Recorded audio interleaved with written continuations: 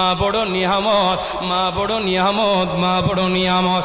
এই দুনিয়ার জমিনে যত মা আছে, এই মা কি দুনিয়ার কোনো সম্পদের লালসা মার কাছে নাই। মাকে যদি টাকা না দেন, মাকে যদি কাপড় না দেন, মাকে যদি আপনি কবর না নেন, মার কাছে কোনো দুঃখ থাকবে না।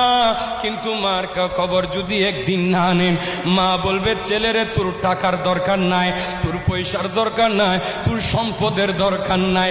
তুই একটিবার যদি তোর জবান দিয়ে আমার সামনে এসে যদি মা বলে ডাক দোস, তাহলে আমার এই মা ডাকটা বড় বেশি প্রয়োজন। আর একটু জোরে বলেন না। মা আমাদের অনেকের আছে, অনেকের নাই। মা বড় নিয়ামত। যাদের মা আছে, এই নবীর প্রেমিকের দল, কথা খুব মনোযোগ দিয়ে খেয়াল করবেন। যার মা আছে ইনার ঘরে জান্নাত আছে, যার বাবা আছে ইনার ঘরে জান্নাত আছে। কথা বলেন ঠিক কিনা? এই নবীর উম্মত, যদি মা থাকে, মার কদমের কাছে যায়বা, টুট লাগায়া চুমা দিবা।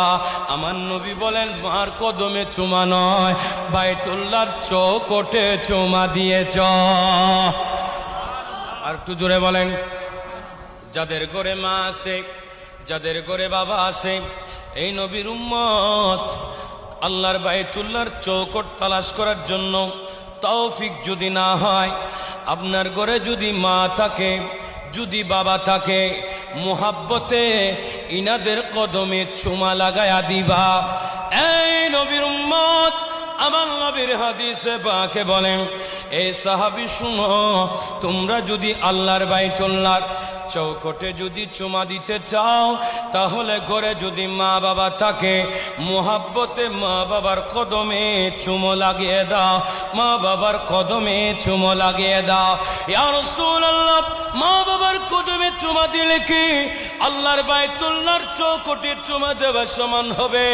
আমার নবী বলেন, আমার সাহাবীরা, আমি বলছি, এই কারো যদি মা বাবা ঘরে থাকে, এই মা বাবার কদমে চুমা দিলে আল্লাহর বাইতুল্লাহর চৌকটে চুমা দেওয়ার সমান হয়ে যাবে।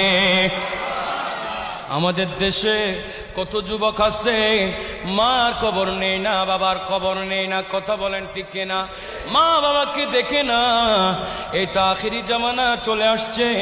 আমরা প্রায় সময় কিছুদিন আগে মানবিক শওকত ভাই একটা ভিডিও করে দেখিয়েছেন, অনেক দূর থেকে, সম্ভবত ফটিকছড়ির এলাকার থেকে।